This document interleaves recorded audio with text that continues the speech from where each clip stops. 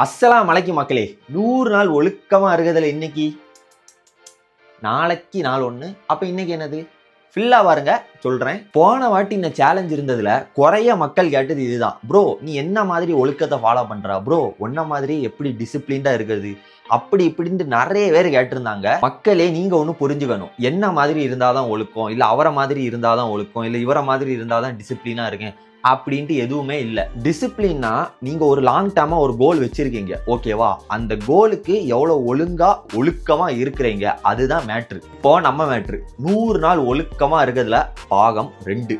இப்போ ஃபர்ஸ்ட் என்னெல்லாம் பண்றேன் என்னெல்லாம் பண்ண மாட்டேன் அதெல்லாம் சொல்லிடுறேன். போன வாட்டி இருந்த மாதிரியே தான், ஆனா எக்ஸ்ட்ரா கொஞ்சம் விஷயங்கள் ஆட் ஆயிருக்கு. அப்புறம் நான் வச்சிருக்க கோல் வந்து டிஃப்ரெண்ட். என்னெல்லாம் பண்ணுவேன்? மொதல் விஷயம் டெய்லி 5 வேளை தொழுறது. 2வது விஷயம் 2 மணி நேரம் ஒர்க் அவுட் டெய்லி.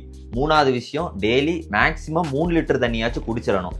4வது ஒன்று 100 நாளும் 3 வேலையோ 4 வேலையோ நான் சமைச்சு நான் சாப்பிட போகிறேன். ஃபுல்லாக என் ஓன் குக்கிங் தான். 5வது ஒன்று டெய்லி மினிமம் 5 கிலோமீட்டர் நடக்கணும். 6வது ஒன்று டெய்லி கோல்டு ஷவர். அடுத்த 100 நாளைக்கு சுடுதண்ணியே கிடையாது. 7வது ஒன்று 100 நாள் 100 வீடியோ. 8வது ஒன்று காலையில 8 மணிக்கு முன்னாடி எந்திக்கணும். அது என்ன 8 மணிக்கு முன்னாடி எந்திக்கணும்? போன சேலஞ்சில் இப்போ ஃபஜ்ர் தொலை 5:30 எந்திரிச்சிட்டு தூங்குனேன்னு வைங்களாம், நான் எந்திக்கவே 10:30 11 ஆயிரும். ஆனால் இந்த வாட்டி அப்படி தூங்குனேன்னா 8 மணிக்கு முன்னாடி எந்திரிச்சிடணும். எதுக்கு 8 மணிக்கு முன்னாடி எந்திரிச்சிடணும்னு அடுத்தது சொல்கிறேன் இருங்க.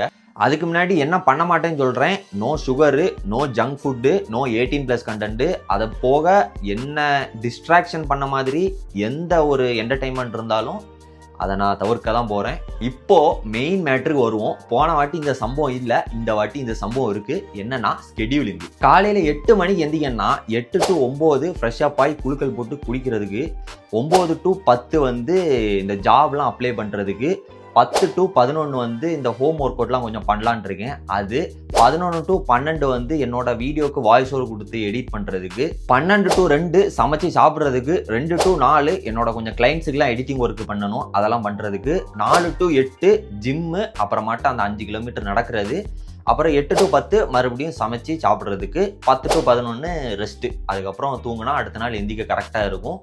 இதுதான் ஸ்கெடியூலு. அப்புறம் இன்னொன்று, நான் ஏதாச்சும் செஞ்சேன்னா நிறைய ரெசிபி கேட்பீங்க.